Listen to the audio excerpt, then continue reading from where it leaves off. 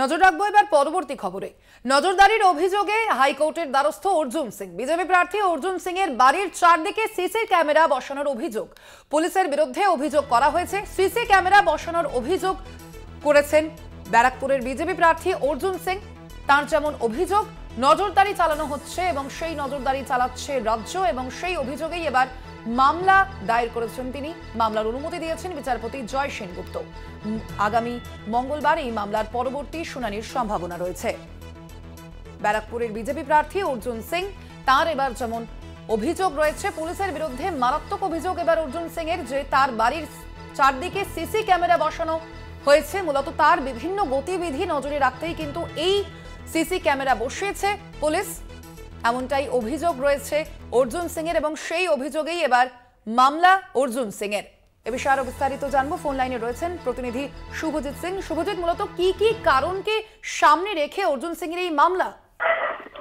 দেখো, বিদায়ী সাংসদ অর্জুন সিং তবে বিজেপির প্রার্থী যখন তৃণমূল কংগ্রেস ছেড়ে যখন বিজেপির হাত ধরেন, তখন এই অর্জুন সিং এর বাড়ি লাগোয়া সমস্ত জায়গায় অর্জুন সিং এর নজরবিধির উপর নজর রাখার জন্য রাজ্য সরকারের তরফ থেকে একাধিক ক্যামেরা বসানো হয়। এবং বিদায়ী সাংসদ অর্জুন সিং এর দাবি, তিনি বলছেন যে তার গতিবিধির উপরে কেন নজর রাখবে রাজ্য সরকার, এবং তাছাড়া তার বাড়িতে কে আসছেন কে যাচ্ছেন, বহু কর্মী সমর্থকরা আসছেন, অন্যান্য দল থেকেও মানুষ যেমন আসছেন অর্জুন সিং এর সঙ্গে দেখা করতে, এইসব যেসব জিনিসের উপর মূলত নজর রাখার জন্যই কিন্তু সিসিটিভি ক্যামেরা লাগানো হয়েছে।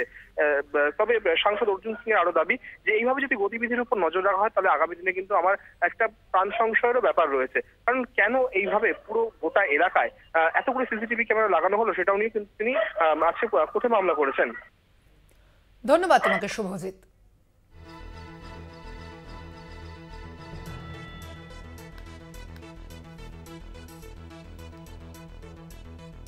ব্যারাকপুরের বিজেপি প্রার্থী অর্জুন সিং এর বাড়ির চারপাশে সিসি ক্যামেরা লাগানোর অভিযোগ, এবং সেই সিসি ক্যামেরা লাগানোর অভিযোগ তিনি করেছেন পুলিশের বিরুদ্ধে, এবং সেই অভিযোগে এবার মামলা করেছেন তিনি, এবং সেই মামলা দায়েরের অনুমতি দিয়েছেন বিচারপতি।